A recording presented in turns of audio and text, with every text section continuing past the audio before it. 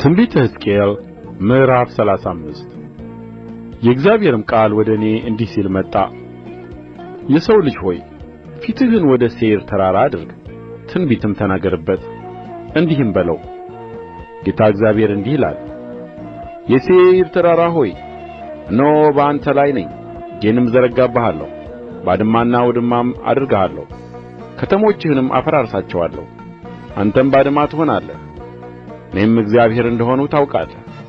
የዘላለም ጥል ስላለ በመከራቸውም ጊዜ በኋለኛይቱ የኃጢአታቸው ቀጠሮ ጊዜ የእስራኤልን ልጆች በሰይፍ እጅ ጥለሃቸዋልና፣ ስለዚህ እኔ ሕያው ነኝና ለደም አሳልፌ እሰጥሃለሁ፣ ደምም ያሳድድሃል ይላል ጌታ እግዚአብሔር። ደምን ስላልጠላህ ደም ያሳድድሃል። የሴይርንም ተራራ ውድማ አደርገዋለሁ፣ የሚሄደውንና የሚመለሰውንም ከእርሱ አጠፋለሁ። ተራሮቹንም በተገደሉት ሰዎች እሞላለሁ። በኮረብቶችህና በሸለቆችህ በፈሳሾችህም ሁሉ ላይ በሰይፍ የተገደሉት ሁሉ ይወድቃሉ። ለዘላለምም ባድማ አደርግሃለሁ፣ ከተሞችህም ሰው የማይኖርባቸው ይሆናሉ። እኔም እግዚአብሔር እንደ ሆንሁ ታውቃላችሁ።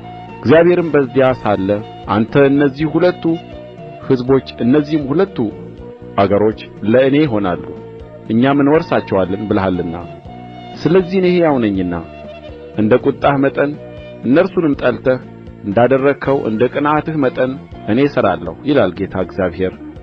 በፈረድሁብህ ጊዜ በእነርሱ ዘንድ የታወቅሁ እሆናለሁ። አንተም ፈርሰዋል፣ መብልም ሆነው ለእኛ ተሰጥተዋል ብለህ በእስራኤል ተራሮች ላይ የተናገርኸውን ስድብ ሁሉ እኔ እግዚአብሔር እንደ ሰማሁት ታውቃለህ። በአፋችሁም ተመካችሁብኝ፣ ቃላችሁንም አበዛችሁብኝ። እኔ ሰምቼዋለሁ። ጌታ እግዚአብሔርም እንዲህ ይላል፣ ምድር ሁሉ ደስ ሲላት አንተን ባድማ አደርግሃለሁ። የእስራኤል ቤት ርስት ባድማ ስለ ሆነ በላዩ ደስ እንዳለህ እንዲሁ አደርግብሃለሁ። የሴይር ተራራ ሆይ አንተና ኤዶምያስ ሁሉ ሁለንተናውም ባድማ ትሆናላችሁ። እኔም እግዚአብሔር እንደ ሆንሁ ያውቃሉ።